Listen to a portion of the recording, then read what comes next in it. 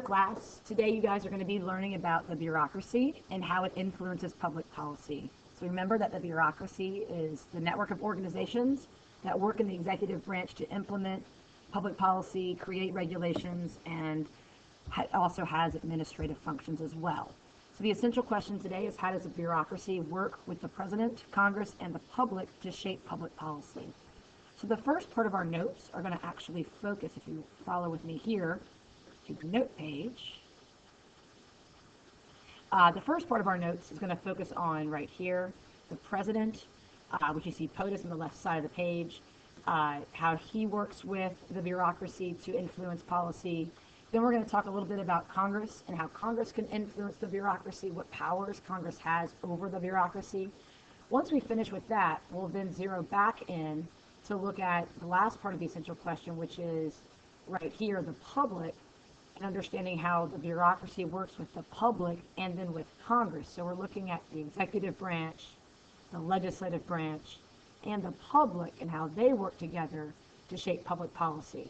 To put us all back to this essential question back together, how does the bureaucracy work with the President, Congress, and the public to shape public policy? So now we'll start with the President. How can the President control the bureaucracy? Just a couple of notes, and this is just a summary of what you have on your note page that's been given to you. First, the President, we can see here, appoints the right people. Remember, the President has the power to appoint members of the officials of the bureaucracy. Remember that when the President appoints people to the bureaucracy, he has to get that appointment approved by the Senate. So that appointment process is really important. That's what we're talking about right here. And that's that constitutional process where the President is getting checked again by the Senate. The other thing the President can do is issue executive orders, which you see right here. Remember that an executive order is something that carries the force of a law. It's a rule or a directive written by the President. And that directive is actually like a law. We have to follow it. And often the President is telling the bureaucracy how to implement policy. So a lot of those executive orders are going directly to the bureaucracy to say, here's how I want to see you guys enforce the law that I just signed. Next, the President can propose another budget. The budget process we've not talked about. The budget process starts with the President, and the key word here with the budget is that the President has the power to propose a budget, not to create.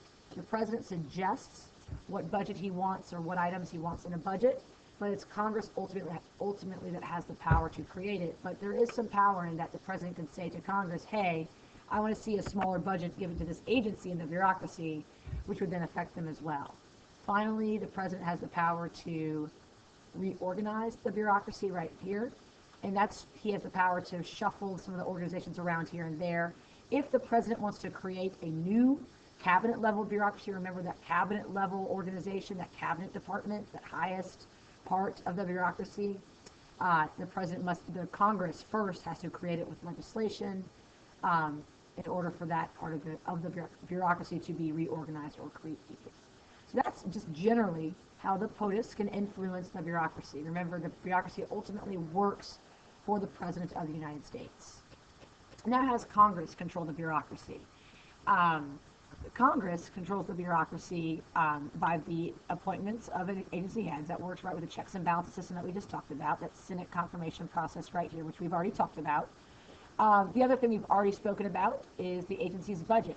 If the President proposes it, and they say, this is how much money, the President says, this is how much money I want, for example, the FDA to spend on regulating grocery stores, it's ultimately Congress's decision to create that budget. And they're the ones that actually dole out or allocate money to the different bureaucratic agencies. And if you remember, all of those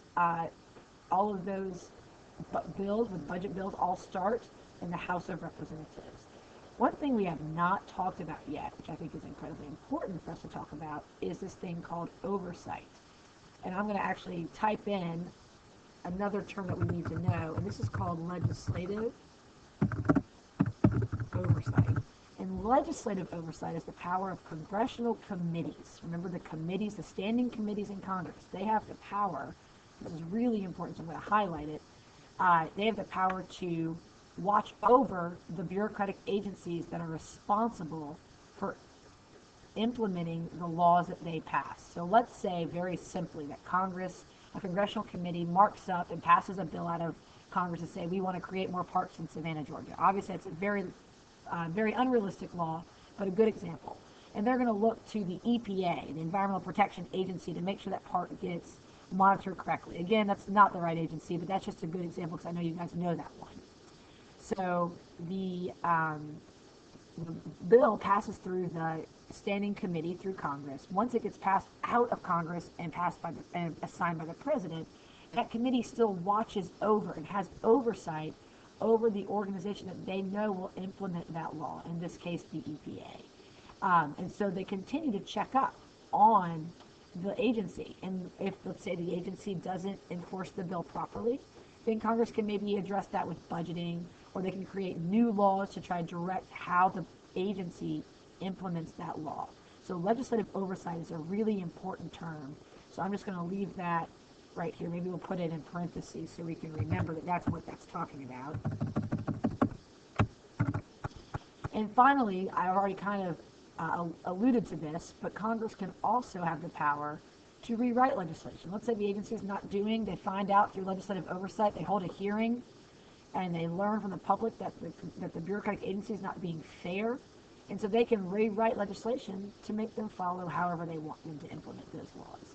So that's Congress trying to be puppeteers over the bureaucracy. That's the president trying to influence the bureaucracy. Now we're going to look at how all this comes together to create a network of public policy making.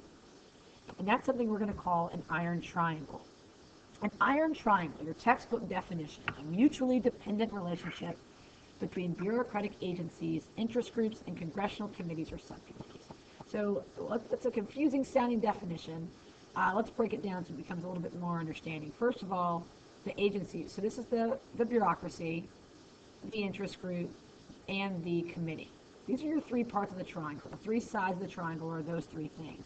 Those are our 3 points. These are the 3 parts of our government and public, groups, because interest groups, remember, are not a part of our government, that influence public policy. So what this is saying, if you look at the word mutually dependent, this definition is telling us that these 3 components work together. They depend on each other to create public policies. And that's generally what an iron triangle is the networking of the committees, the agencies, and the interest groups or the people to create public policy.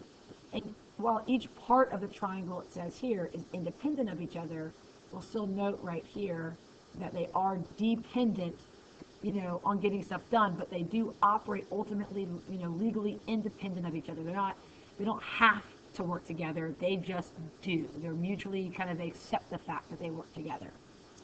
And now we're going to get into a little later the difference between an iron triangle and an issue network. But for now, let's just stick with the iron triangle being this really rigid, tough thing. So where we get the word iron triangle is that this triangle, this threesome right here, is so strong and has such a strong connection together that it's hard for outside players to influence public policy. With outside players can influence public policy, that's where you get to issue networks. Because then you have more people coming into the triangle. And that's what we're looking at now. We actually have an argument that we have more issue networks now than we do iron triangles. But let's make sure we understand an iron triangle first before we get to the issue network. So here's your triangle, and here's a color-coded triangle for you guys. You've got your 3 components, your congressional committee, your interest group, and your bureaucracy. I have, for the sake of hopefully understanding things, I've color-coded our type together. So anything that's about Congress is going to be in black, anything about interest groups is going to be in blue, and bureaucracy is going to be in green. So in the black text here, the question is how does, if this is the public policy making network of these groups, what does Congress give to the interest group and to the bureaucracy in order for them to get something back from each other? Because that's the idea. They're dependent on each other because everybody's giving and taking. So in Congress, we'll start here. This is the best way to start, is that Congress creates laws. The committee creates laws that affects the people. The people are in the interest groups. Congress also makes a budget that affects the bureaucratic agency.